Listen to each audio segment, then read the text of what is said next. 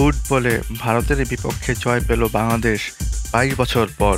ম্যাচের মাত্র ১১ মিনিটে রাকিবের পাস থেকে গোল করেন মোরসালিন।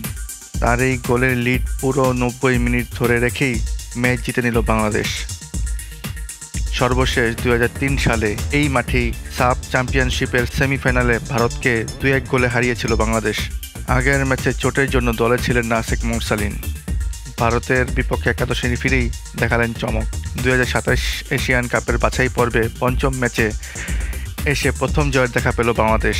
আন্তর্জাতিক ফুটবলে বাংলাদেশ জিতল ৫ ম্যাচ পর। এর আগে সর্বশেষ গত জুনে প্রীতি ম্যাচে ভুটানকে ২-০ গোলে হারিয়েছিল বাংলাদেশ।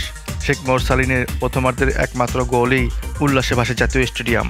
দ্রুত গতির পাল্টা আক্রমণে বাঁ দিক থেকে রাকিবের নিখুঁত পাস পেয়ে দারুণ টোকায় বল জালে পাঠান শেখ মোরসালিন। জাতীয় দলের জার্সিতে এটি তার সপ্তম গোল এবং ম্যাচের নির্ণায়ক মুহূর্ত। গোল খাওয়ার পর থেকেই ভারত আক্রমণে ঝাঁপিয়ে পড়ে। দ্বিতীয়ার্ধের শুরুতে দুইবার সমতার খুব কাছে চলে যায় তারা, তবে হাল ছাড়েনি বাংলাদেশ। গোলরক্ষক মিতুল মার্মা ভুল করলে ভারত গোলের সামনে এসে দাঁড়িয়ে যায়। তখনই দারুণ হেডে বাংলাদেশকে রক্ষা করেন হামজা চৌধুরী। পুরো ম্যাচে যেন তিনি ছিলেন রক্ষণের দেয়াল।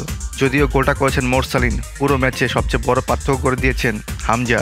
অসংখ্য ক্লিয়ারেন্স, ট্যাকল এবং লক্ষ্যণে ঠান্ডা মাথার সিদ্ধান্ত, তার অবদান অনস্বীকার্য বাংলাদেশের এই জয়ে।